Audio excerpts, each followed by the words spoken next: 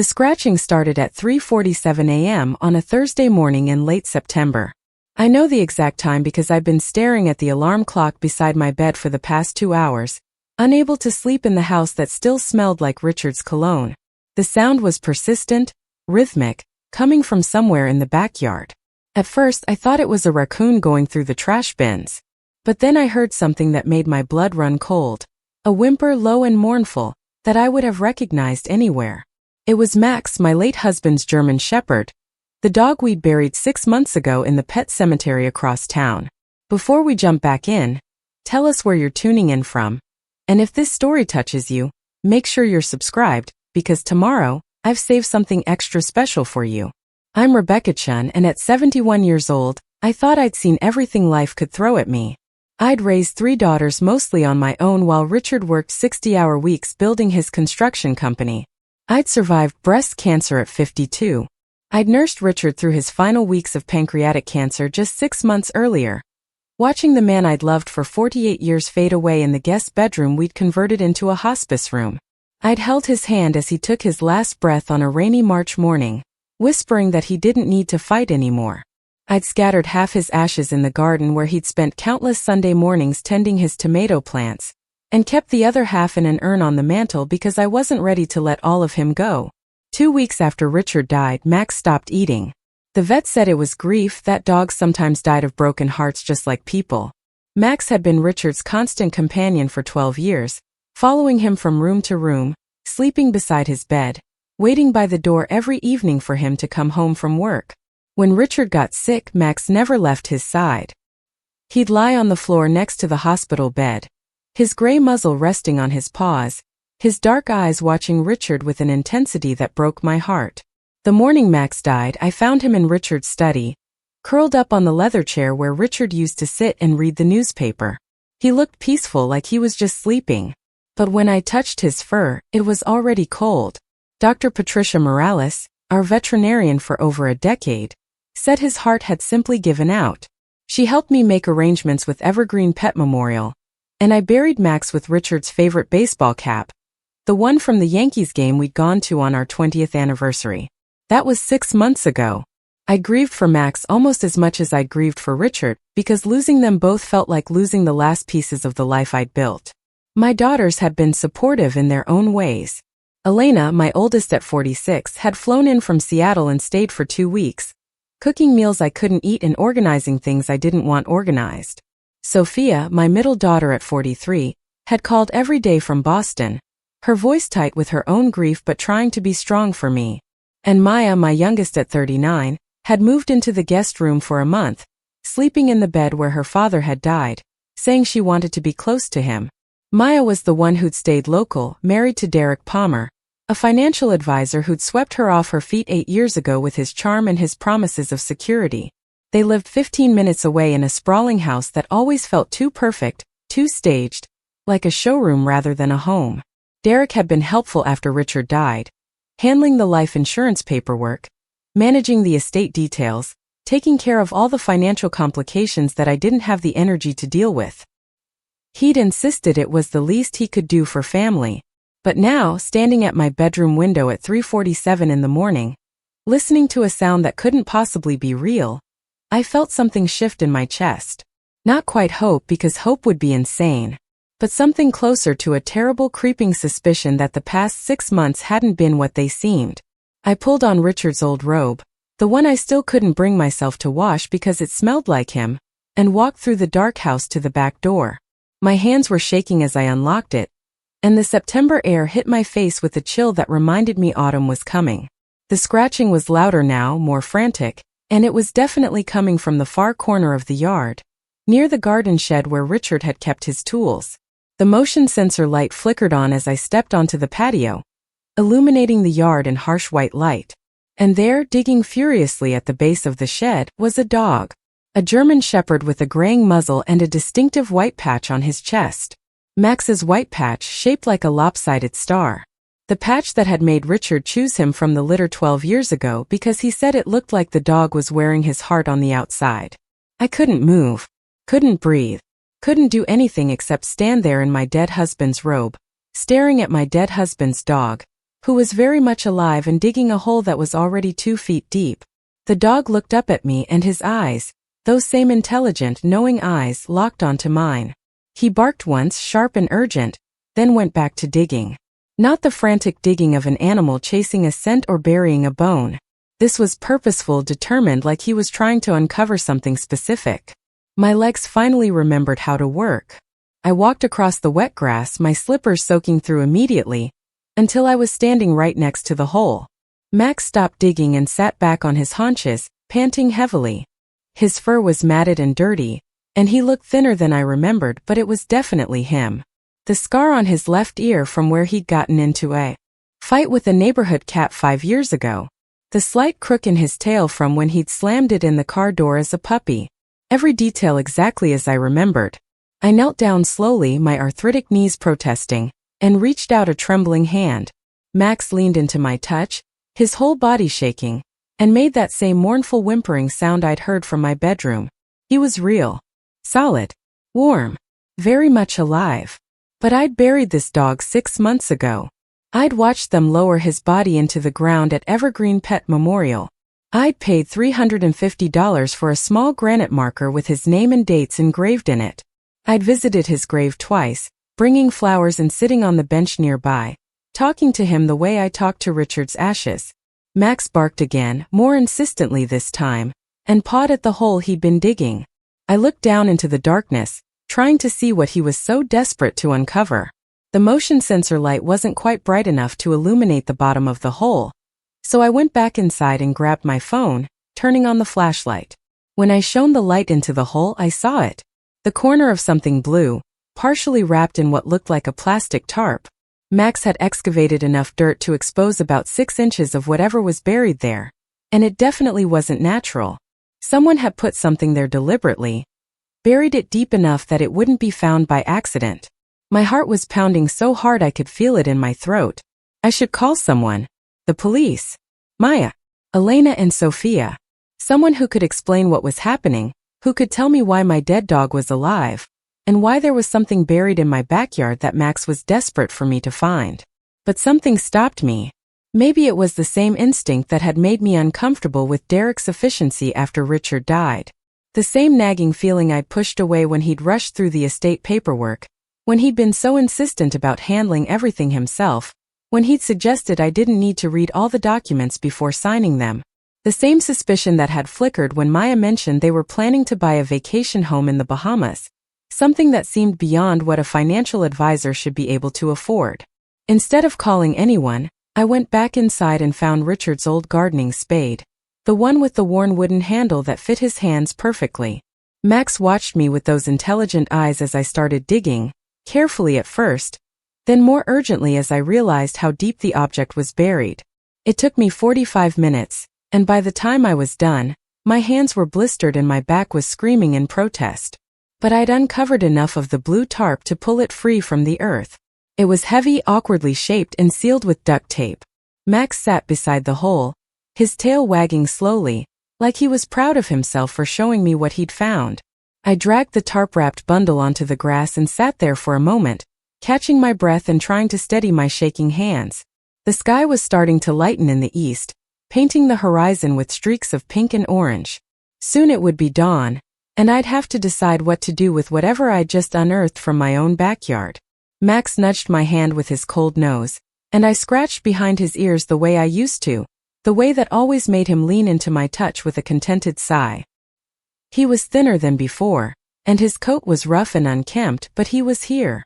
Alive. Which meant someone had lied to me about his death. Someone had taken my husband's dog, faked his death, and buried something in my backyard that they didn't want found. With trembling fingers I started peeling away the duct tape.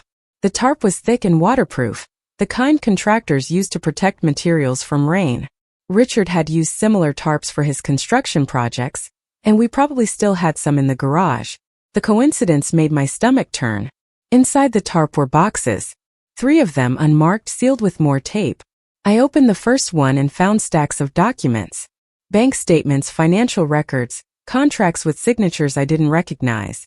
The letterhead on most of them was from Palmer Financial Services, Derek's company. My son-in-law's company. The second box contained ledgers, handwritten columns of numbers with dates going back 5 years. Some entries were circled in red, others had notes scrawled in margins. The handwriting wasn't Derek's, but it wasn't mine or Richard's either. It was careful and precise, like someone had been keeping meticulous records of something they knew was wrong. The third box made my blood run cold. It was full of cash. Bundled stacks of $100 bills. More money than I'd ever seen in one place. I didn't count it, but there had to be at least $50,000, maybe more. I sat back on the wet grass, my mind racing. Derek had been managing Richard's company's retirement accounts.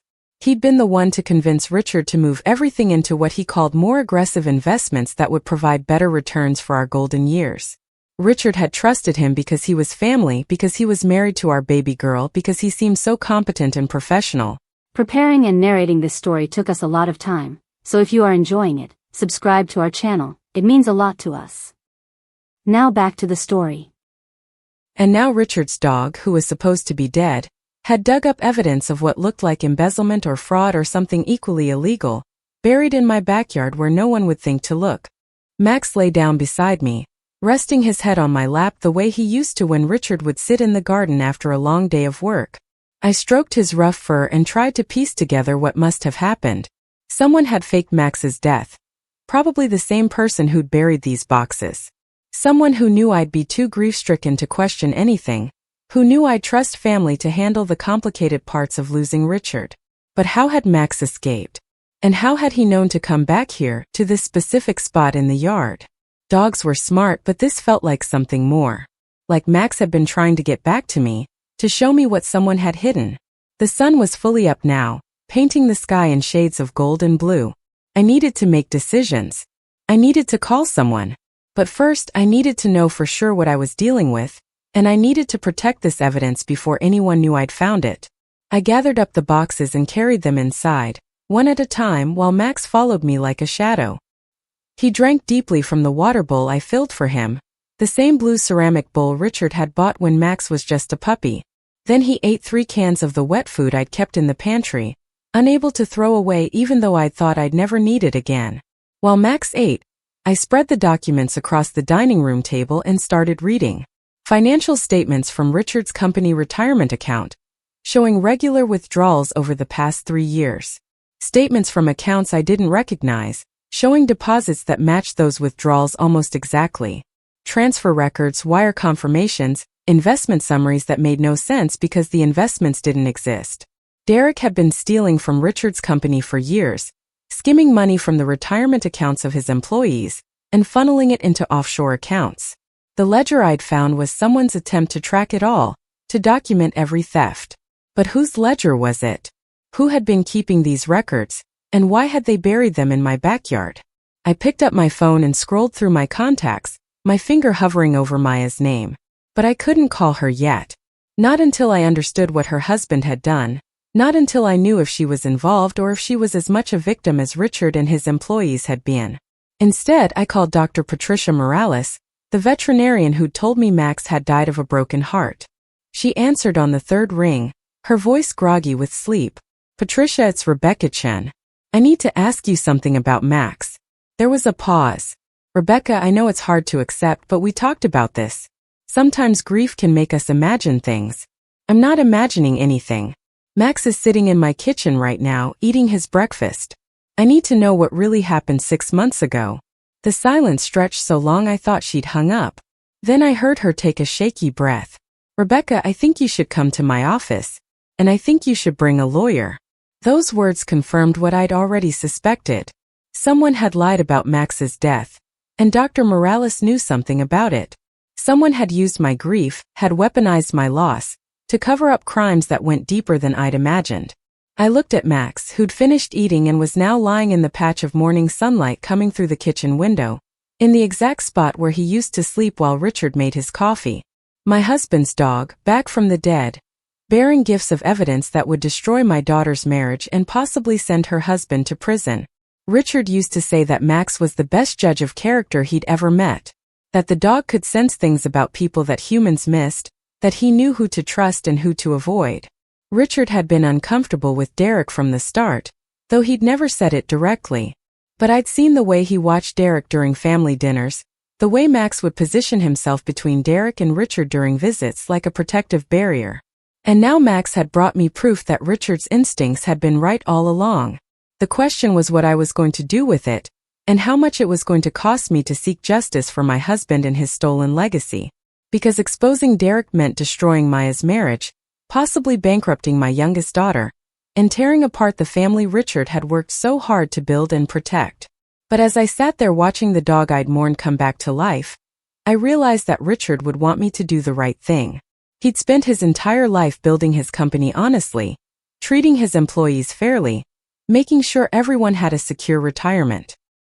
He'd valued integrity above everything else. And now someone had stolen that integrity, had sullied his legacy, had used his death as an opportunity to hide their crimes. Max lifted his head and looked at me with those knowing eyes, and I swear I could hear Richard's voice in my head, as clear as if he was standing right beside me. Do what's right, Becca. No matter what it costs.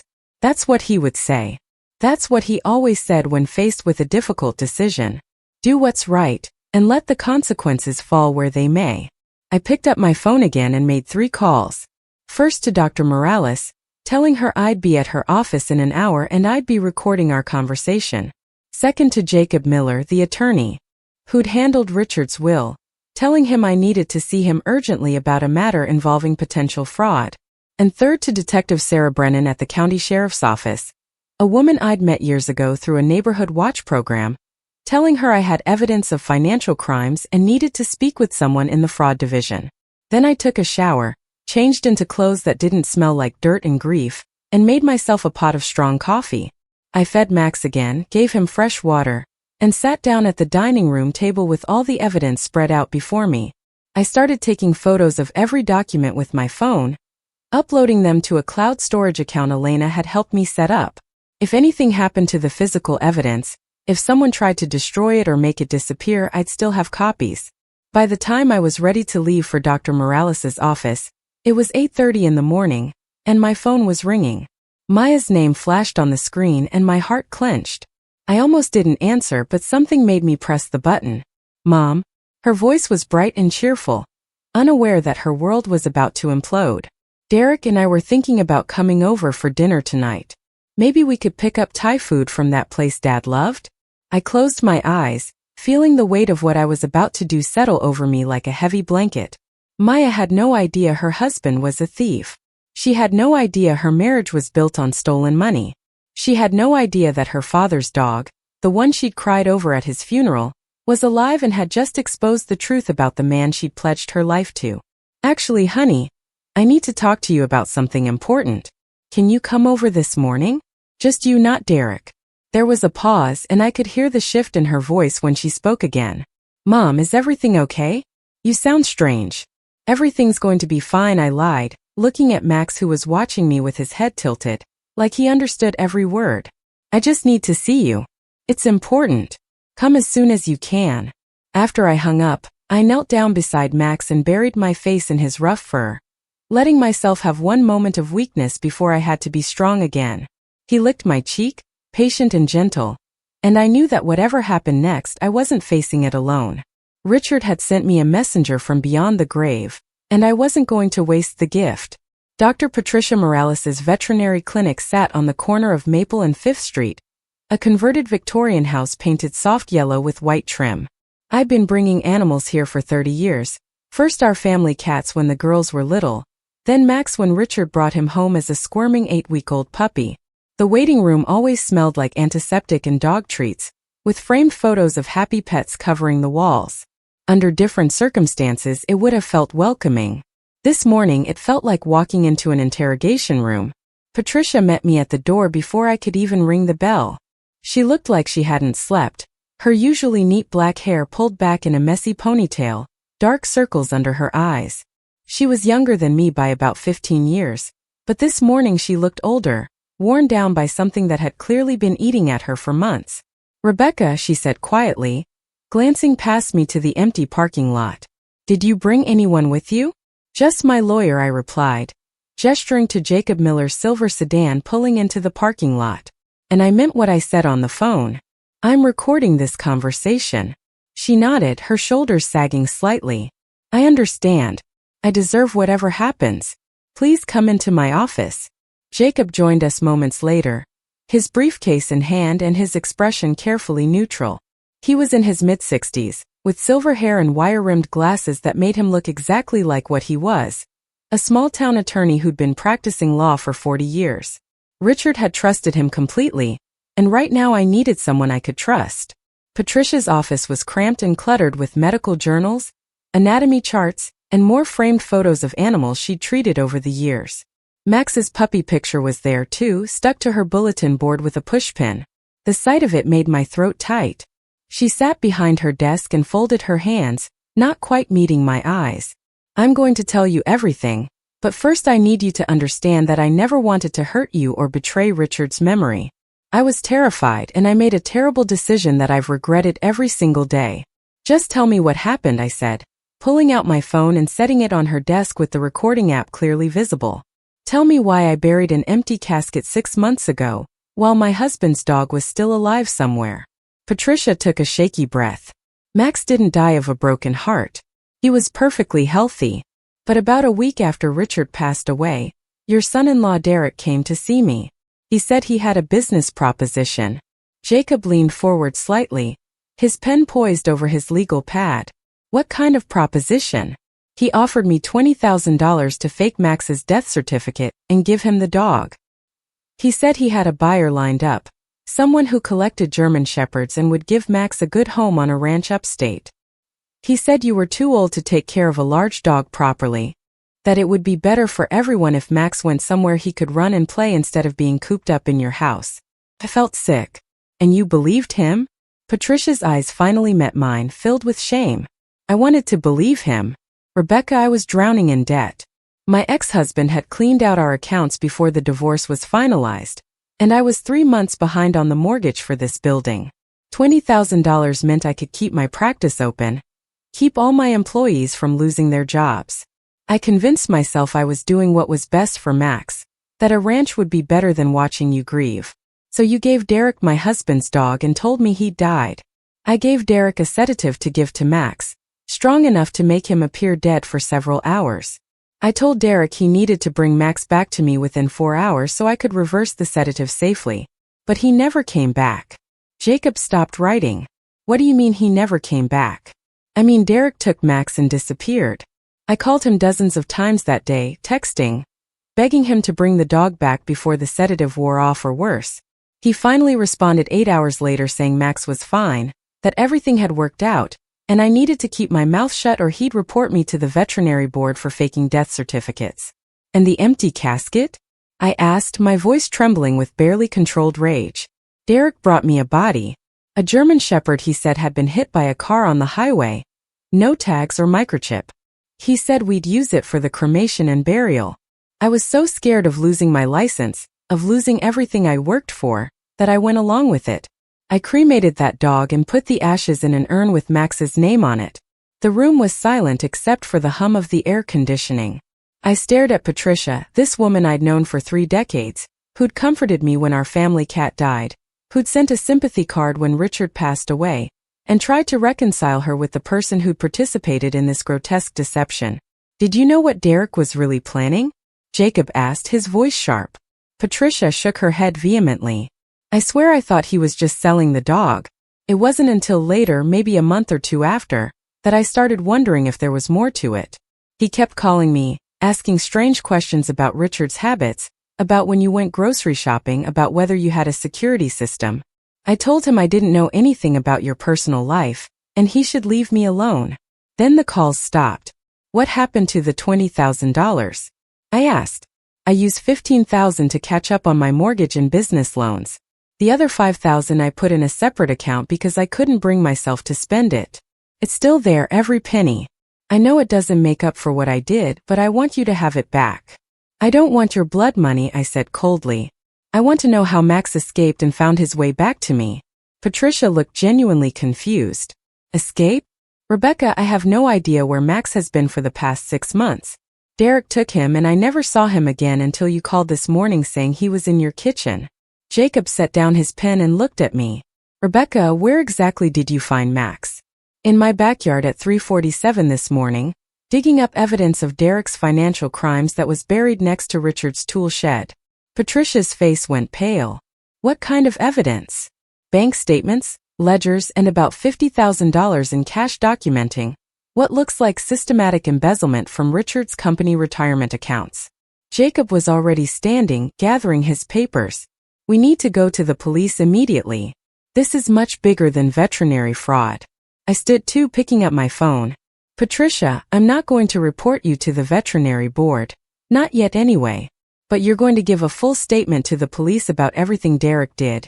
And you're going to testify if this goes to trial. Do you understand? She nodded, tears streaming down her face. I understand. Rebecca, I am so deeply sorry. Richard was a good man. And I betrayed both of you for money. I'll do whatever I can to make this right. As Jacob and I left the clinic, I felt a strange mix of emotions. Anger at Patricia's weakness and greed. Relief that Max had somehow survived and found his way home. And growing dread about what Maya was going to learn about her husband. My phone rang as we reached our cars. It was Maya, her voice tight with concern. Mom, I'm at your house. Where are you? The back door was unlocked and there's a huge hole in the yard next to Dad's shed. What's going on? My heart sank. Maya was at the house. With Max, who she thought had been dead for 6 months. Stay there, I said, trying to keep my voice steady. I'm 10 minutes away. Don't leave and don't call Derek. Mom, you're scaring me. What's happening?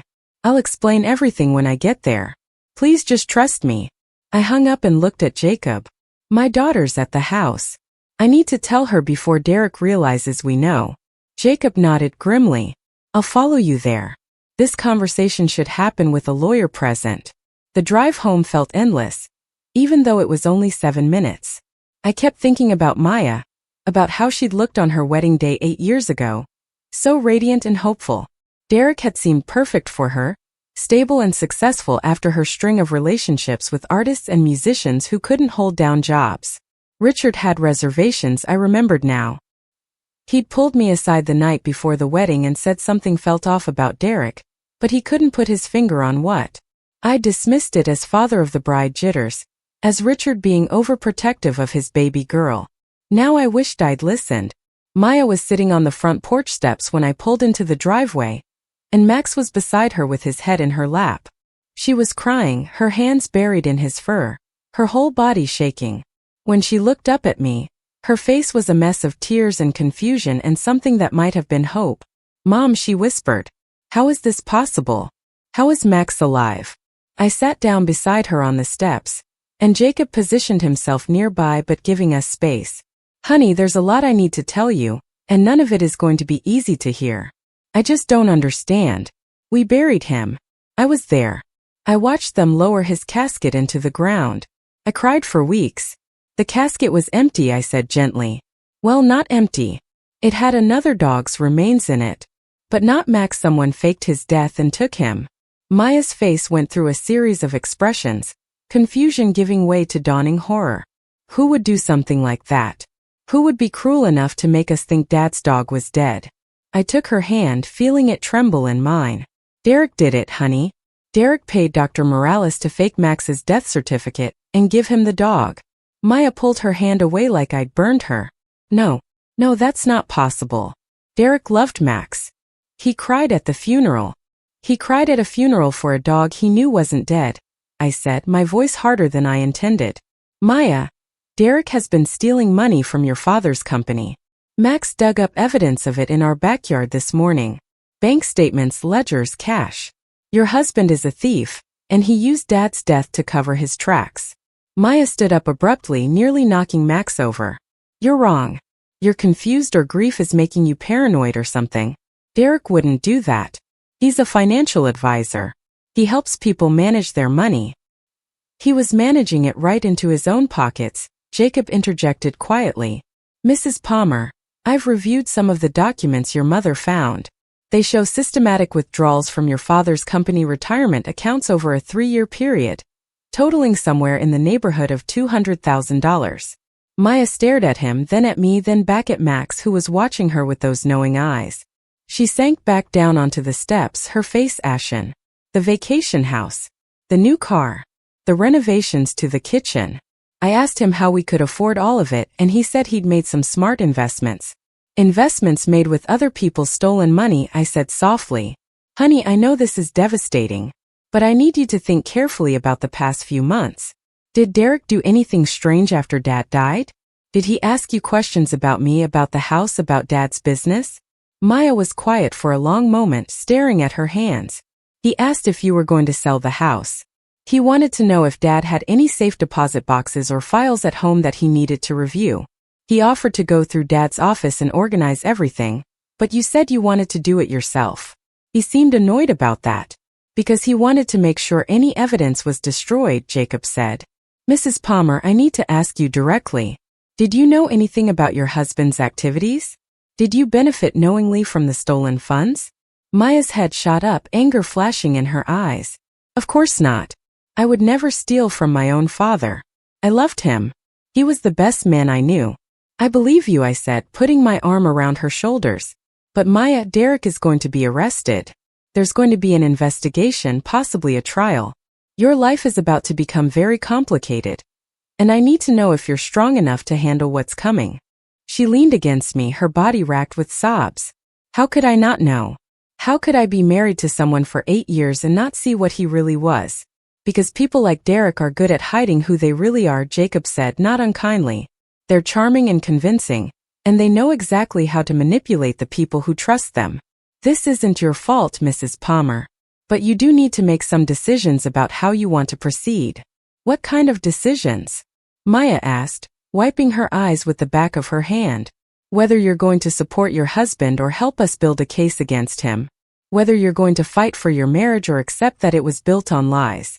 Whether you're going to protect the man you thought you married or seek justice for your father's stolen legacy. Maya looked at Max, who had moved closer to her and was pressing his solid warmth against her leg. Dad always said Max was the smartest dog he'd ever known. That Max could sense things about people that we couldn't see. Dad never really warmed up to Derek, did he, Mom? I shook my head. Your father was always polite, but no.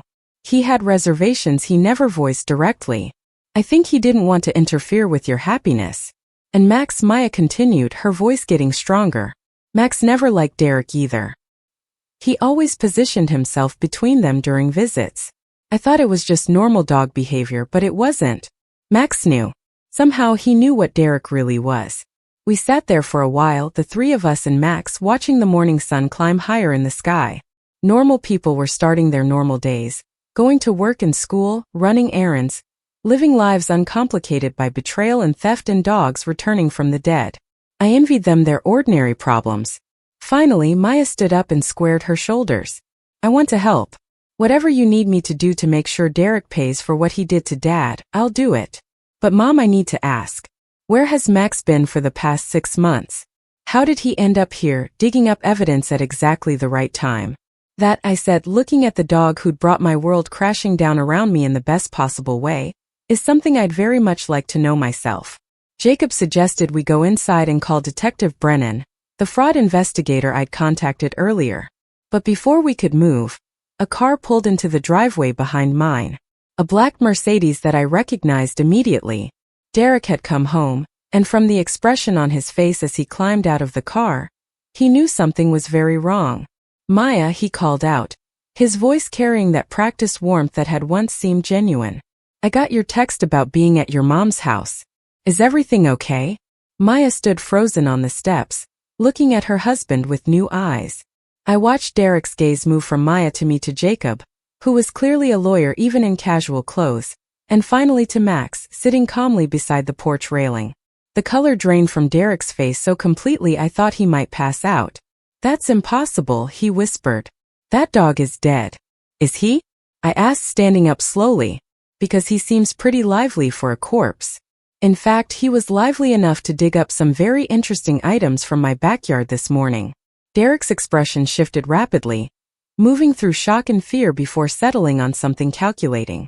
Rebecca, I don't know what you think you found, but there's a reasonable explanation for everything. I'm sure there is, Jacob said smoothly, stepping forward. I'm Jacob Miller, Mrs. Chen's attorney. And I believe you're Derek Palmer, The financial advisor who's been embezzling from his father-in-law's company for the past 3 years. Derek's jaw tightened. I don't know what lies you've been fed, but I've done nothing illegal. I managed Richard's accounts with his full knowledge and consent. Any investments or transfers were authorized. Then you won't mind explaining the ledgers documenting every fraudulent transaction, along with the $50,000 in cash buried next to my husband's tool shed. Derek's eyes darted to the backyard, then back to me. His practiced composure was cracking, revealing something desperate underneath. You had no right to dig up my property. Your property? Maya's voice was sharp, cutting through the tension. This is my mother's house. You have no claim to anything here. Derek turned to her, his expression softening into what might have looked like sincerity if you didn't know what he was. Maya, sweetheart, your mother is confused. She's been under a lot of stress since your father died. Sometimes grief can make people imagine things, see conspiracies where there aren't any. Don't, Maya said, her voice breaking. Don't you dare gaslight me the way you've obviously been gaslighting my mother. Max is alive, Derek.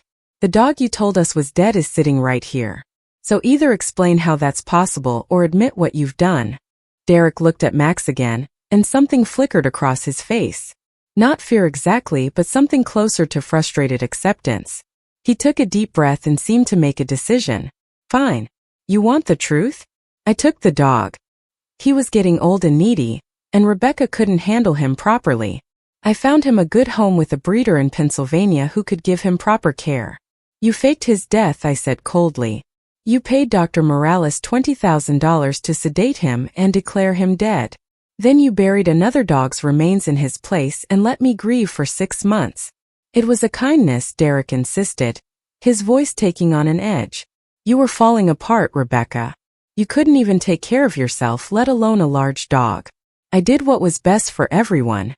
By stealing him and burying evidence of your crimes in my yard? I didn't bury anything in your yard. Then how do you explain the boxes Max dug up? The ones with your company letterhead all over them? Derek was quiet for a moment, his mind clearly racing. Someone must be setting me up. Maybe someone at work who was jealous of my success. They must have broken into my office, stolen files, and planted them here to frame me. Jacob actually laughed, a short, sharp sound. Mr. Palmer, that might be the worst defense strategy I've heard in 40 years of practicing law. You're telling us that someone stole incriminating documents from your office, somehow knew your father-in-law's dog was alive, returned him to this property at precisely the right time to dig up said documents, all as part of an elaborate frame job. When you say it like that, it sounds ridiculous, Derek muttered. It sounds ridiculous because it is ridiculous, Maya said, and there was steel in her voice I'd never heard before. Derek, I've stood by you through everything.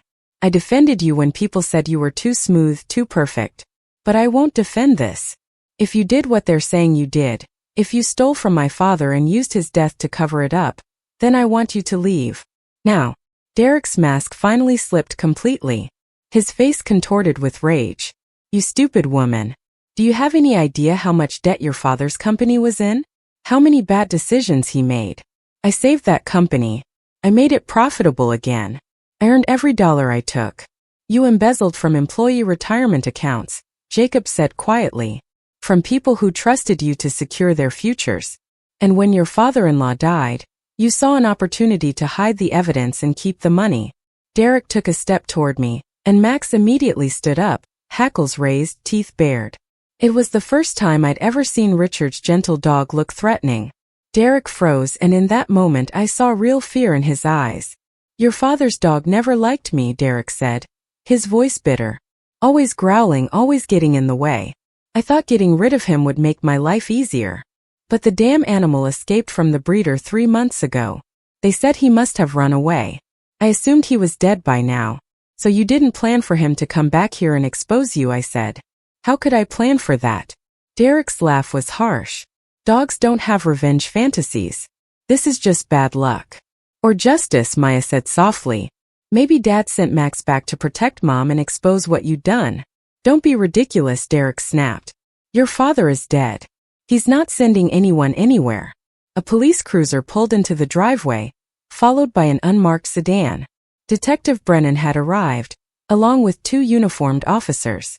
Derek's face went from angry to calculating as he watched them approach. Rebecca, he said quickly, his tone shifting to something almost pleading. Think about what this is going to do to Maya. Do you really want to put your daughter through a trial? Couldn't we work something out privately? I could pay the money back, make restitution.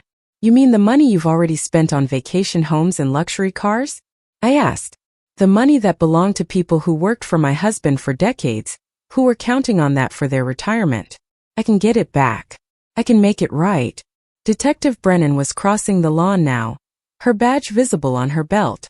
No, Derek, I said quietly. You can't make this right. You stole from good people. You faked my dog's death and let me grieve. You buried evidence in my yard and manipulated my daughter.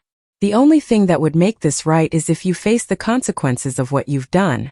Derek's expression hardened into something ugly. You'll regret this, Rebecca.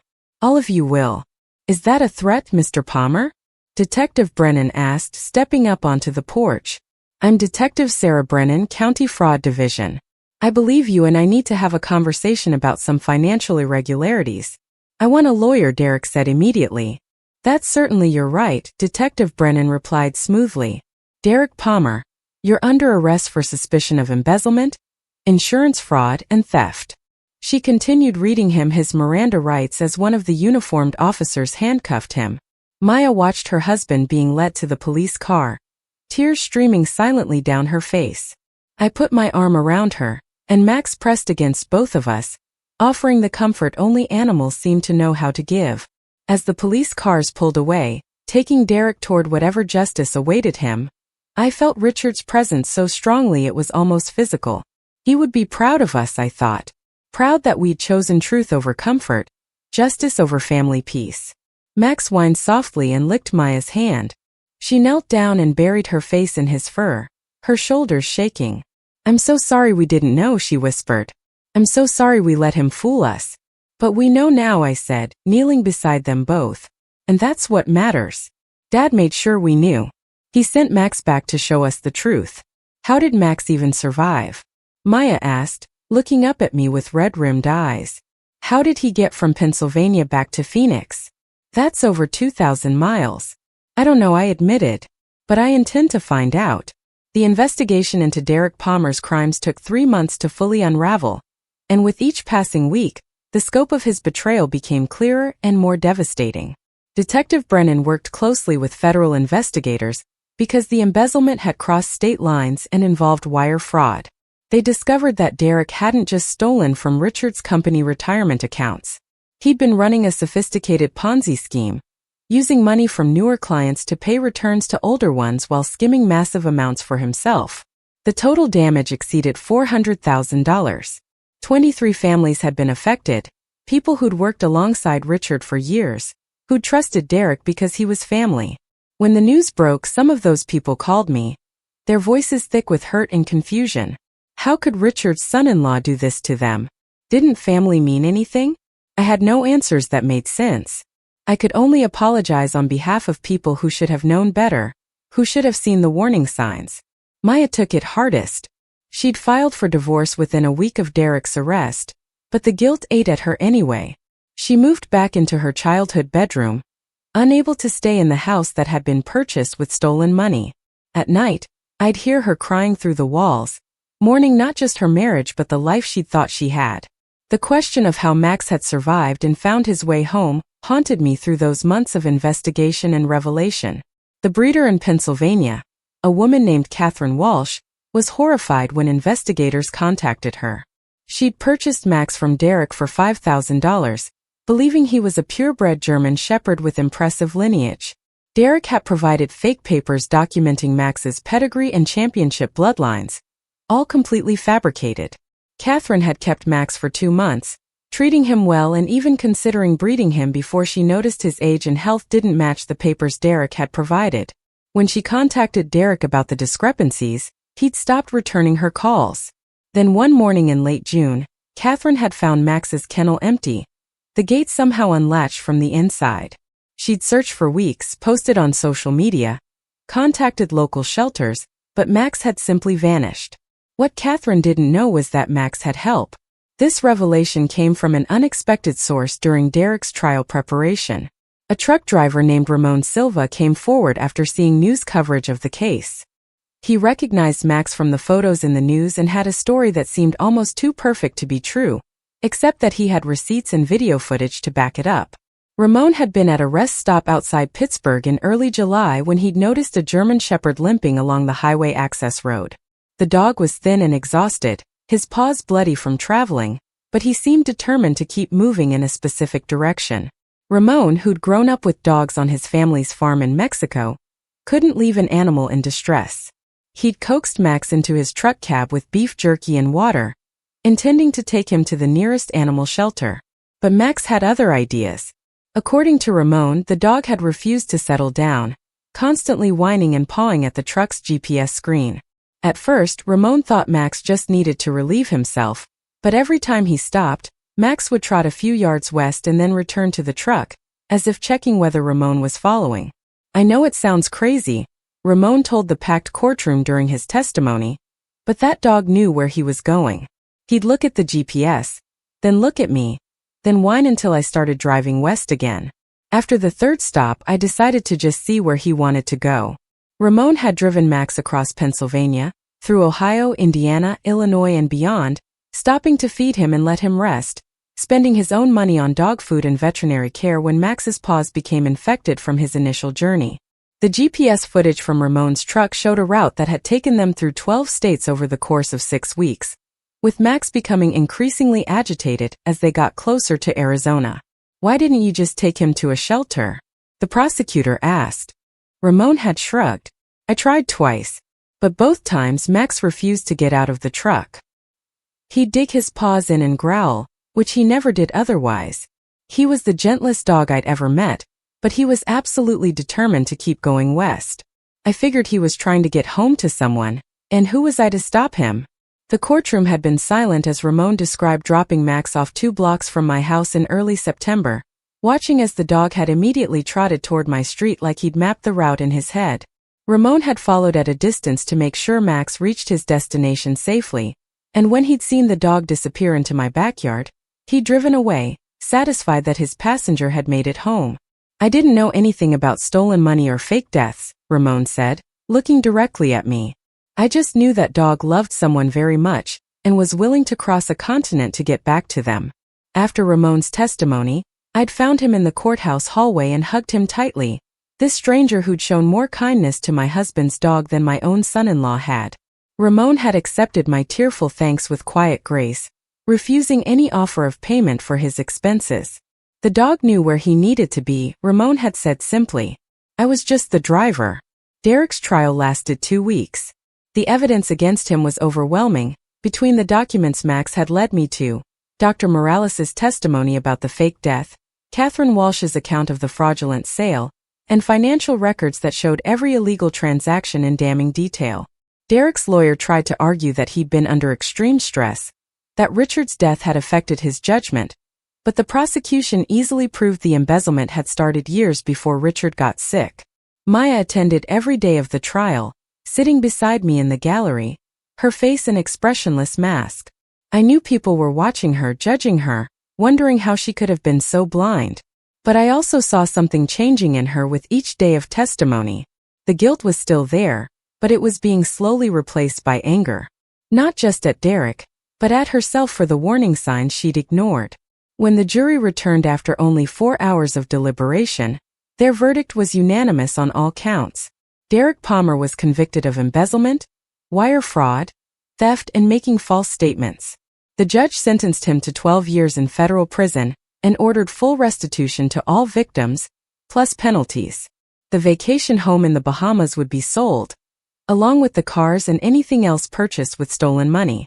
Derek would leave prison as a middle-aged man with nothing to his name and a felony record that would follow him forever. As the bailiff led Derek away, he turned one last time to look at Maya. She'd met his gaze steadily, and I'd seen her mouth move, forming words I couldn't hear but could read easily enough on her lips.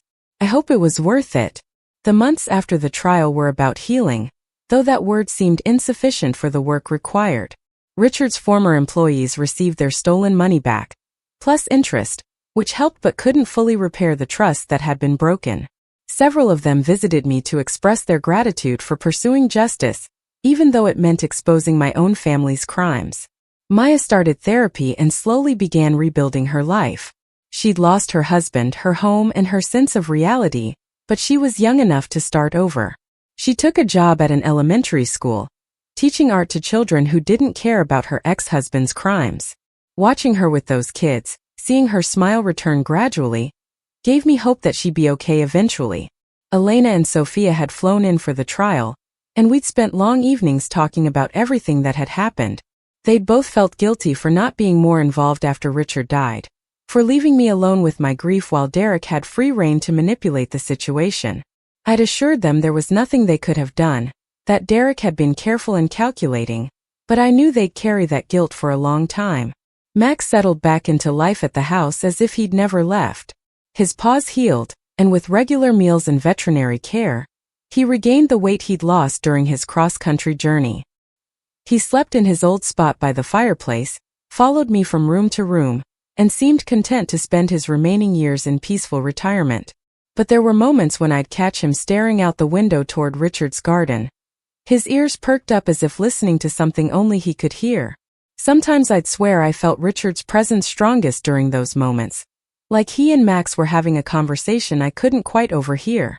One afternoon in late spring, almost a year after Max had returned, I was planting tomatoes in Richard's garden when Maya came outside to join me. She'd been living with me since the divorce finalized, and we'd fallen into a comfortable routine that reminded me of when she was young, before she grew up and married a man who'd betray everything we held dear. "Mom," she said, kneeling beside me in the dirt, "can I ask you something I've been wondering about?" "Of course, honey. Do you really think Dad somehow sent Max back to us? That it wasn't just coincidence or good luck?" I sat back on my heels and looked at the garden, at the tomato plants that were already showing tiny green fruits, at the roses Richard had planted on our 30th anniversary, at the oak tree where he'd built the girls a treehouse when they were small. This garden was Richard's legacy, his peace, the place where he'd worked through his problems and found his center. "I think," I said slowly, "that love doesn't end just because someone dies. I think Richard loved us enough to make sure we'd be protected, even after he was gone. Whether he somehow guided Max back to us or whether Max's own love and loyalty brought him home, it doesn't really matter. What matters is that the truth came out and justice was served." Maya was quiet for a moment, absently pulling weeds from around the tomato plants. "Derek asked to see me," she said finally. "His lawyer sent a letter saying he wants to apologize, to explain things from his perspective." "What did you tell them?" "That I didn't need his apologies or explanations. That the only thing I wanted from him was for him to serve his sentence and leave us alone." I reached over and squeezed her hand. "I'm proud of you, Maya. It takes strength to set boundaries like that." "I learned from the best," she said, squeezing back. "You could have let this go, Mom. You could have taken Derek's offer to pay the money back quietly and avoided all the publicity and pain. But you chose what was right over what was easy. Your father would have expected nothing less." We worked in companionable silence for a while, the spring sun warm on our backs. Max was lying nearby in the shade, his eyes closed but his ears twitching at every sound, ever vigilant even in rest. He was 13 now, getting old by German Shepherd standards, and I knew our time with him was growing shorter. But for now he was here. We were here. Richard's garden was blooming. And the truth, however painful, had set us free from the lies that could have destroyed us. That evening, I did something I'd been putting off for months. I took Richard's urn down from the mantle and carried it out to the garden. Maya followed me, understanding without being told what I was finally ready to do. Together, we scattered the rest of his ashes among the tomato plants and roses, returning him fully to the earth he'd loved. Max sat beside us, his head tilted as if watching Richard's spirit settle into the soil. And in that moment I felt something shift, a weight I'd been carrying finally lifting. Richard wasn't in that urn or in some distant cemetery. He was here in this garden, in the dog he'd loved, in the daughter who was learning to be strong again, in the justice that had been served because he'd raised me to always choose what was right. "Sleep well, my love," I whispered to the evening air. "Thank you for sending Max home. Thank you for making sure we'd be okay." The wind rustled through the oak tree, and I chose to believe it was Richard's way of saying he'd always be watching over us, even from beyond the grave. 2 years after Max had dug up the truth in my backyard, I received a letter from the Federal Bureau of Prisons. Derek Palmer was up for early release consideration due to good behavior in prison overcrowding. As his victim, I had the right to submit a statement to the parole board explaining how his crimes had affected my life and whether I believed he deserved early release. I'd sat at my kitchen table for a long time, staring at that letter, feeling the weight of the decision. Maya had already submitted her statement, a carefully worded explanation of the psychological damage Derek's betrayal had caused and her belief that he hadn't served enough time to truly understand the magnitude of his actions. But what did I believe? Had 2 years in prison changed Derek Palmer into someone who understood the harm he'd caused? Had he truly felt remorse for stealing from people who trusted him, for manipulating his wife, for faking an innocent animal's death? Max, now 15 and moving slowly with arthritis in his hips, had nudged my hand with his graying muzzle. I'd stroked his ears and thought about everything that had happened since that early morning when his scratching had woken me from grief-induced insomnia.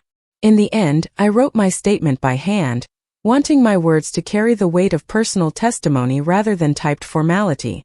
I told the parole board about Richard's employees, about Melanie Jackson who'd been 3 months from retirement when she discovered her pension had been stolen, about Tom Reeves who'd had to postpone his daughter's college education because the money he'd saved was gone, about Susan Yamada who trusted Derek with her late husband's life insurance money and lost everything. I told them about Maya, about watching my daughter blame herself for not seeing through the man she'd married, about the therapy sessions and sleepless nights and the way she still flinched when she saw men who looked like Derek. And I told them about Max, about a dog so devoted to his deceased owner's family that he'd traveled 2,000 miles to bring us the truth, about how some forms of loyalty and love transcended death itself. Derek Palmer has served 2 years of a 12-year sentence, I wrote in closing. The people he hurt will carry the consequences of his actions for the rest of their lives.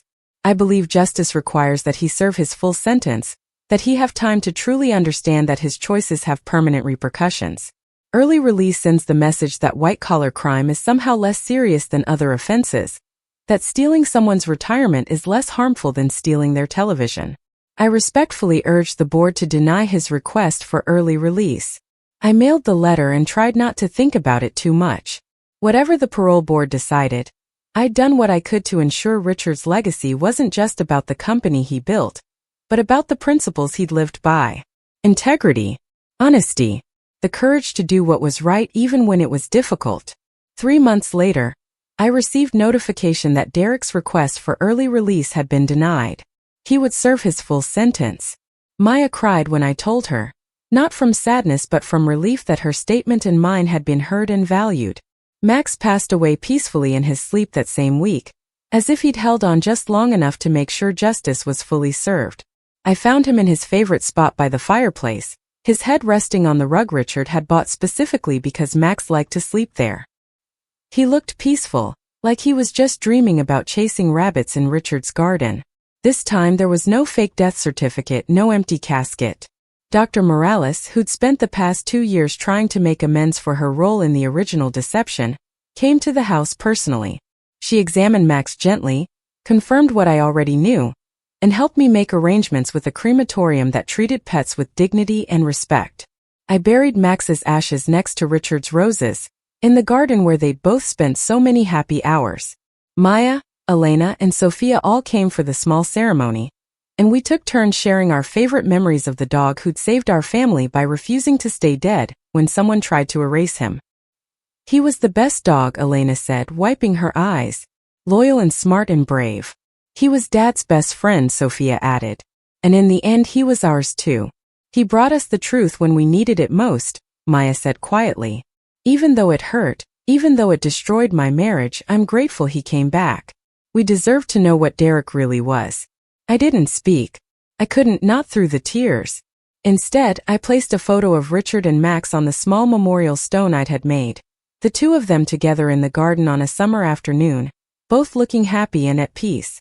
That night, I dreamed of Richard for the first time since he'd died. In the dream, he was in his garden, and Max was beside him, young and healthy again, his coat gleaming in perpetual sunshine.